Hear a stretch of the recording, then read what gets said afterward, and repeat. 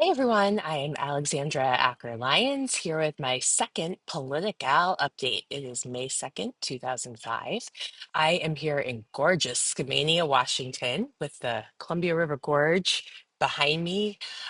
Absolutely beautiful view. I'm here for the Women Donors Network conference, scheming on how to do some good travel.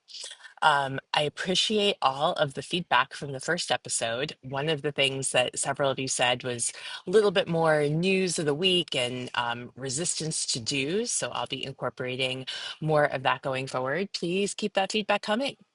Um, I want to also note that we are in 100 days week because apparently that's a thing. Also saying bye-bye to Elon Musk and his leadership role of our government, which no one had on their bingo card after this election. Um, and really want to note that these low polls that we've seen on Trump at 100 days mark the lowest approval rating of any president except him in history. And we really don't know what that's going to mean going forward. The tariffs haven't even really kicked in. We expect him to continue to do more crazy shit. And this could present a really interesting opportunity for Democrats. I'll say more on that in a minute. I also want to note that our girl Kamala Harris was back this week speaking at the Emerge America Gala. I am a very proud Emerge America Advisory Board member, have supported them for a long, long time, from its founding by Andrea Steele to its current amazing leadership with Ashanti Golar, my longtime friend. So huge props for their work. And I thought Kamala gave a great speech. It's great to be having her voice in this dialogue again. Okay, want to also just note former Biden and Harris campaign staffer Rob Flaherty had a New York Times piece this week that talked about opt-out voters, and I thought this was really excellent. Kind of pointed to my two big takeaways from the election were in places where we actually organized and actually tried, we did significantly better. And we have a huge media ecosystem problem, both on the content side and on the distribution side. That's one of the reasons why I started doing these updates. We just have to be flooding the zone on our side too. So even if I only have a couple dozen or even a couple hundred people watching, it's something. And we all could be doing our part. So give that piece a read. And we just need to be thinking really carefully, not only about the voters who turned out and maybe split their ticket or voted for Donald Trump for the first time, who we consider to be part of our base, but also the millions of people who stayed home this election because they thought neither party was speaking to them. Okay, digging in this week, I want to talk about expanding the Senate map. I have been a huge proponent of this since 2019 when we were looking at this same map, the same crop of states and class for Senate races. And we're never going to win 50, much less 60 seats in the Senate, again, if we don't start playing in some red and unusual places. And we also, after the next census in 2030, will no longer be able to rely on the blue wall winning the electoral college for us. Northern states will continue to lose population. Southern and southwestern states will continue to gain population. And we have to be putting states like Georgia and Arizona in our column more permanently in order to win the presidential race. So, naysayers think we can't win back the Senate this cycle. It is hard, but we can do it. And we obviously have to hold Georgia, which, as I said last week, I think will be the toughest Senate race for us. We have to hold the open seats in Michigan and Minnesota. I think we're going to be well positioned to do so. Maine and North Carolina are our top two flip opportunities, and both are tough. Look, beating Susan Collins is hard. We know that she will continue to kind of play both sides on this. We'll see who jumps into that race on the Democratic side. North Carolina is a great opportunity for us. I do think Governor Roy Cooper is going to run there.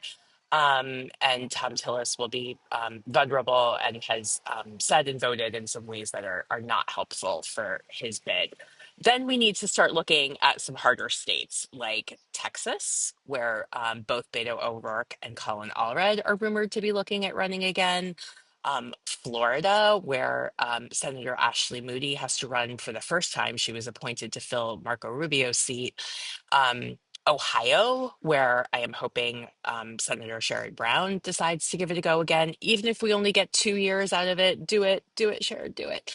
And then looking at places like Iowa, where Democrats have overperformed in numerous special elections for the state legislature this year, and Alaska, which has some really interesting coalition politics, some really interesting dynamics happening there, and is actually quite a diverse state and a place where I think Democrats could look at both the governor and the Senate races. So we will continue to watch all of this, but beggars can't be choosers, and we should be spending money in these states now, recruiting the best candidate we have, setting them up for success, and then come next fall can start to make some hard decisions about where that last minute money goes. In other Senate news, we saw Congresswoman Angie Craig jump into the Minnesota Senate race as expected, setting up a woman versus woman race. She's running against Lieutenant Governor Peggy Flanagan, not hearing of other candidates looking to jump in there. And then in Illinois, WTF JB Pritzker. He has very vocally said he is supporting his Lieutenant Governor Juliana Stratton. Good on you. That's great and fine. She appears to be a wonderful candidate. But his team, and I'm hearing even he, have been making calls to try to keep Congresswoman Lauren Underwood out of this race. And that's just a shitty thing to do. Lauren Underwood is a fantastic member of Congress, would be a fantastic senator. There are many Democrats who are looking at this race, and for them to focus in on one person in particular and throw that weight and muscle around, especially when he is a billionaire who can fund an IE for Stratton, is just really a bad look. And I hope that they allow the voters to choose their candidates. One last thing, want to give a shout out to Democracy Forward and Sky Petterman for being named to the Time 100 list. Democracy Forward, along with States United and Public Rights Project, all led by women, are doing amazing work fighting back, and they're coordinating with each other and coordinating across federal, state, and local levels, helping to coordinate attorneys general, red city mayors and county executives in rather blue city mayors and governors, blue city and county executives in red states to fight back. Little word salad there. So just a thank you to all the organizations truly on the front lines doing all the hard work. They all need money. This is a lot harder than they thought it was going to be. They are all looking to staff up. And a lot of this work can be done with C3 dollars. So keep that money flowing, and we'll have more for you next week. Thanks.